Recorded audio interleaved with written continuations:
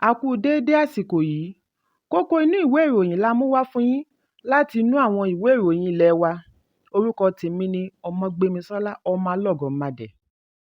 Ajìjàǹgbara fún ilẹ̀ Yorùbá Olóyè Sunday Adéyẹmọ tí gbogbo ènìyàn mọ̀ sí Sunday Ìgbòho ti sọ̀rọ̀ lórí ìṣẹ̀lẹ̀ ọjọ́ kìíní oṣù keje ọdún 2021 bí àjọ ọ̀tẹlẹ̀múyẹ́ Department of State Services ṣe ìkọlù sí ilé rẹ̀ tí ó wà ní ìlú Ìbàdàn lọ́gànjọ́ òru. Nínú ìfọ̀rọ̀wánilẹ́nuwò pẹ̀lú akọ̀ròyìn ni Ìgbòho ti ṣàlàyé wípé òun kò fi ìgbà kankan ní lọ́kàn wípé ìjọba ààrẹ Buhari lè rán àjọ ọ̀tẹlẹ̀múyẹ́ láti wá ṣe ìkọlù nítorí ìjàǹgbara fún ilẹ̀ Yorùbá lọ pẹ̀lú ìlànà òfin lóníwọ́ọ́rọ́wọ́ ni àwọn sì fi ń ṣe eléyìí. Èyí ni kò jẹ́ kí àwọn lérò wípé ìjọba tí orí rẹ̀ bá pé lè rí ìgbésẹ̀ wọn gẹ́gẹ́ bí èyí tí ó lè ní ìpalára fún ìjọba rẹ̀. Ilẹ̀ Yorùbá jẹ́ ọ̀kan lára ẹ̀yà orílẹ̀-èdè Nàìjíríà tí ìjọba Buhari wá gbéra pẹ̀lú èròǹgbà àti dẹ́mi rẹ̀ légbodò pa amúgbálẹ́gbẹ̀ẹ́ rẹ̀ tí ọ̀pọ̀lọpọ̀ sì fi ara gbọgbẹ́ jẹ́ ìtàpá sí òfin àti ìwà àìbìkítà. Ó ní gbogbo ilé ni àjọ ọ̀tẹlẹ̀múyẹ́ àti ológun fi ìbọn dá àrá sí. Ó ní ọ̀pọ̀lọpọ̀ ọkọ̀ tuntun tí òun wà kalẹ̀ ni wọ́n bàjẹ́ látàrí wípé àwọn ń jìjàǹgbara fún ilẹ̀ Yorùbá. Nígbà tí akọ̀ròyìn béèrè ìdí tí kò ṣe rẹ́ni ta á lólobó wípé ìkọlù ń bọ̀, Adéyẹmọ ní oníṣòwò ni òun ń ṣe, òun kì í ṣe olóṣèlú tàbí òṣìṣẹ́ ìjọba. Ìdí nìyí tí òun kò ṣe rí ẹni ta òun lólobó wípé ìjàmbá ń bọ̀. Akọ̀ròyìn béèrè bóyá ṣé lóòótọ́ ni àjọ ọ̀tẹlẹ̀múyẹ́ kó babaláwo mẹ́ta dání nígbà tí wọ́n fẹ́ wá ṣe ìkọlù sí ilé rẹ̀. Ìgbòho ní òun kò mọ̀ nítorí ọ̀gànjọ́ òru ni wọ́n ya dé tí wọ́n sì dá ìdàrúdàpọ̀ àti ìbẹ̀rùbojo sílẹ̀ ní gbogbo agbègbè Sókà. Fún ọ̀pọ̀lọpọ̀ wákàtí ni wọ́n fi ń rọ̀jò ìbọn. Èyí kò fún ẹnikẹ́ni láàyè àti mọ̀ bóyá wọ́n wá pẹ̀lú babaláwo tàbí pásítọ̀. Adéyẹmọ fìdí ẹ̀ múlẹ̀ wípé lóòótọ́ ni wọ́n pa lára àwọn ológbò tí òun ń sìn nítorí níṣe ni àjọ ọ̀tẹlẹ̀múyẹ́ kàn ń fọ́nká ọta ìbọn káàkiri. Èròǹgbà wọn ni láti dẹ́mi òun légbodò tàbí fi ọwọ́ ṣìkún òfin mú òun kí wọ́n sì gbé e lọ ibi tí ẹnikẹ́ni kò mọ̀. Ṣùgbọ́n Ọlọ́run ju ẹ̀dá lọ. Ọlọ́run ju aláìbìkítà ààrẹ àná Muhammadu Buhari. Ó ní Ọlọ́run dójú ti Buhari bí ó ṣe tàpá sí òfin ṣe ìkọlù. Ohun tí wọ́n lérò kọ́ ni wọ́n bá, bẹ́ẹ̀ òun kò di ológbò. Adéyẹmọ ní òun kò di ẹrù ìbọn pamọ́ sílé. Àjọ ọ̀tẹlẹ̀múyẹ́ mọ̀ọ́mọ̀ sọ eléyìí láti fi wá ẹ̀sùn sí òun lẹ́sẹ̀ lórí bí wọ́n ṣe fi ọwọ́ ṣìkún òfin mú un ní ìlú Kútọnu. Ó ní wọn kò fi òun sínú ọgbà ẹ̀wọ̀n ní Kútọnu, wọ́n kàn fi òun sí àhámọ́ ni. Ṣùgbọ́n lẹ́yìn tí òun farahàn ní ilé-ẹjọ́ lẹ́ẹ̀mejì ni wọ́n gba ìyọ̀ǹda òun, pàápàá jùlọ lẹ́yìn tí àwọn èèyàn pàtàkì láti orílẹ̀-èdè Nàìjíríà dá sí i. Àwọn èèyàn bíi Ààrẹ ìjẹta Olúṣẹ́gun Ọbásanjọ́, akàwé-gboyè Wọlé Ṣóyínká, akàwé-gboyè Bánjí Akíntóyè àti bẹ́ẹ̀ bẹ́ẹ̀ lọ. Lẹ́yìn ìyọ̀ǹda ni wọ́n fún un láàyè àti padà sí ilé rẹ̀ ní Kútọnu. Lẹ́yìn tí ó yanjú gbogbo gbèdéke ilé-ẹjọ́ pátápátá ni wọ́n fún un ní àǹfààní àti lọ orílẹ̀-èdè tí ó bá wù ú. Ìgbòho tẹnumọ́ wípé òun kò sun ẹ̀wọ̀n tàbí dá ẹ̀wọ̀n fún òun ní ìlú Kútọnu.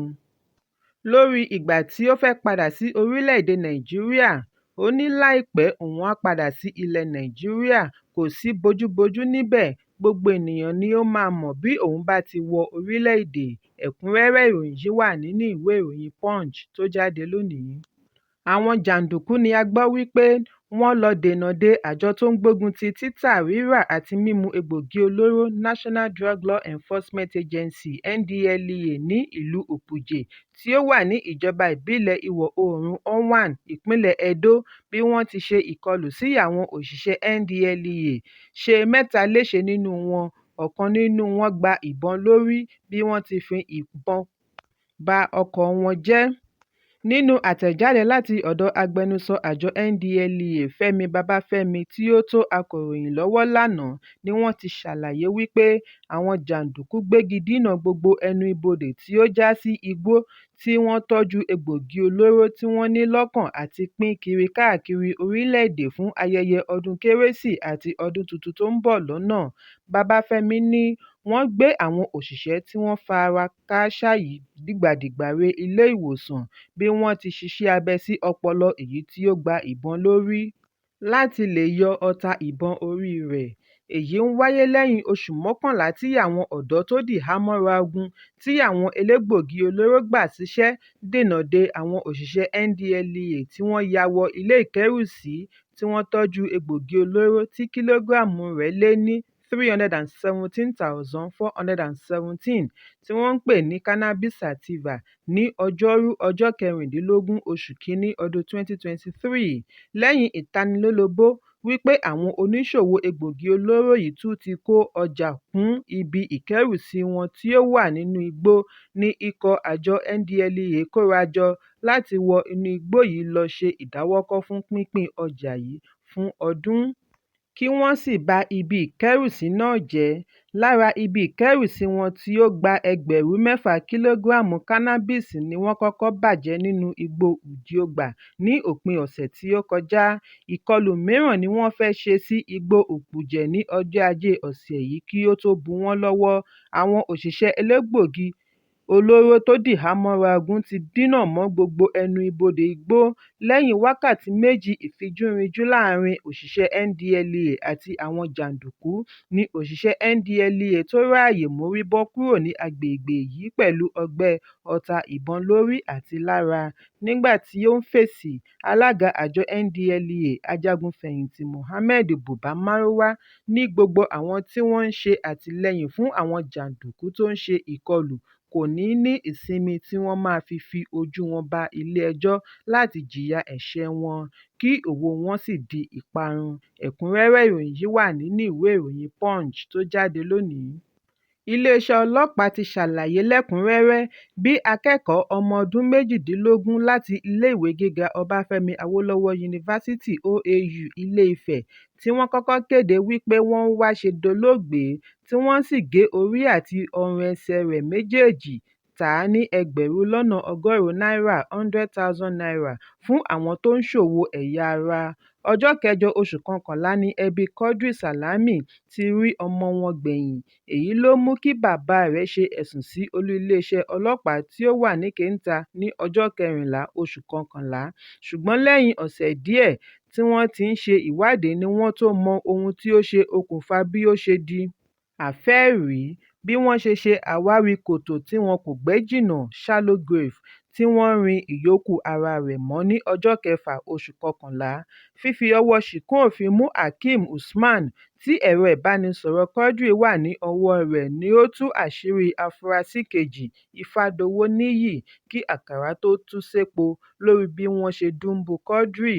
Àtẹ̀jáde láti ọ̀dọ̀ agbẹnusọ ọlọ́pàá ìpínlẹ̀ Ògùn SP Ọmọlọ́lá Odùtọ́lá ni ó ṣàlàyé wípé Kọmíṣánná ọlọ́pàá Àlàmútù Abíọ́dún Mustapha ṣe àṣeyọrí bí ó ti tìkálára rẹ̀ darí ikọ̀ ọlọ́pàá Tactical Squad lọ sí máìlì 6 ní agbègbè Ajẹ́bọ̀ ìlú Abẹ́òkúta níbi tí wọ́n ti ṣe àwárí kòtò tí wọn kò gbẹ́ jìnnà hú òkú olóògbé tí ó ti ń bàjẹ́.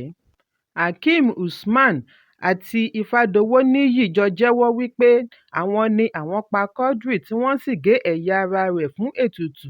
Ifádowó gbé orí pẹ̀lú ọrùn ọwọ́ méjèèjì bí ó ti san 100,000 naira sí àpò ìkówósí Hakeem gẹ́gẹ́ bí àjẹmọ́nú tiẹ̀ látàrí owó ẹ̀yà ara tí wọ́n tà. Lẹ́yìn èyí ni àwọn afurasí yìí ń ta ẹ̀yà ara rẹ̀ yòókù díẹ̀díẹ̀ fún àwọn oníjìbìtì orí ẹ̀rọ. Wọ́n wá kó ọkàn, ẹsẹ̀ méjèèjì àti ẹ̀yà ara sínú ike kí wọ́n tó lo ẹ̀yà tó kù fún àwúre.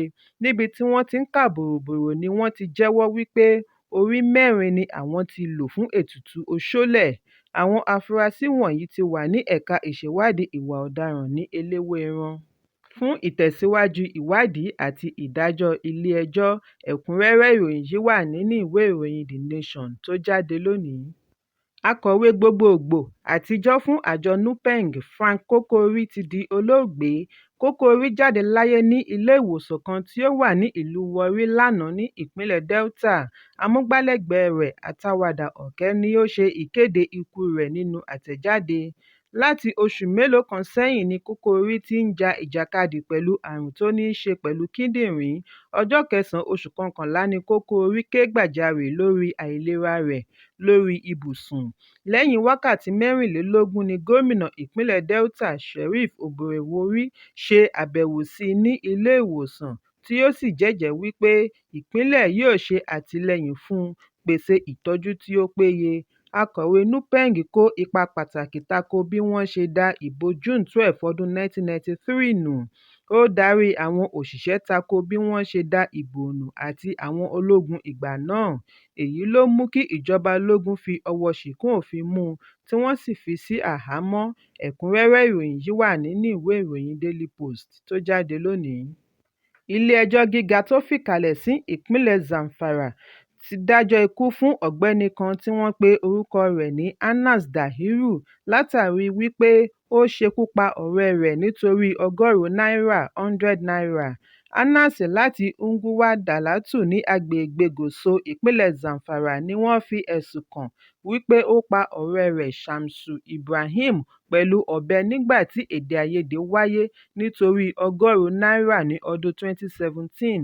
Adájọ́ Mukhtar Yusuf sọ wípé lẹ́yìn tí òun ti tẹ́tí sí awuyewuye lọ́nà méjèèjì ní ilé-ẹjọ́ gbà wípé lóòótọ́ ni Anas ṣe ẹ̀sùn yìí. Èyí ló mú un dá ẹjọ́ ikú wípé kí wọ́n so ó rọ̀ títí ẹ̀mí yóò fi jábọ́ lára rẹ̀ gẹ́gẹ́ bí ó ṣe wà nínú ìwé òfin. Ẹ̀kúnrẹ́rẹ́ ìròyìn yìí wà nínú ìwé ìròyìn Daily Post tó jáde lónìí.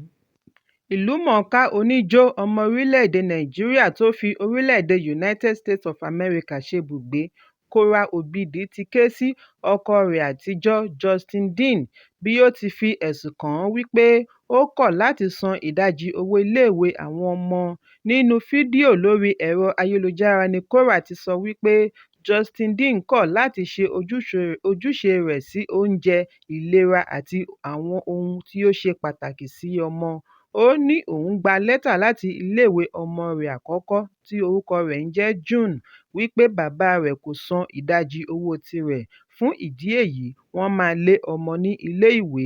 Kóra fìdí ẹ̀ múlẹ̀ wípé ohun kan ṣoṣo tí òun ń béèrè lọ́wọ́ ọkọ rẹ̀ àtijọ́ ni kí ó ṣe ojúṣe rẹ̀ gẹ́gẹ́ bí bàbá lórí ọmọ. Gẹ́gẹ́ bí ọ̀rọ̀ Kóra, ó ní lójijì ní ilé-ìwé fi àtẹ̀jíṣẹ́ ránṣẹ́ nínú oṣù keje wípé bàbá ọmọ rẹ̀ kò san owó iléèwé mọ́. Lójú ẹsẹ̀ ni òun ní kí wọ́n ṣe àpapọ̀ owó tí ó jẹ́. Láti ìgbà náà ni òun ti ń san owó yìí iléèwé títí di òpin ọdún yìí. Ó ní òun ní gbogbo ìwé-ẹ̀rí owó sísan lọ́wọ́ (receipt). Ó ní òun kò ní nǹkan ṣe pẹ̀lú ọ̀gbẹ́ni yìí bí kì í bá ṣe torí àwọn ọmọ.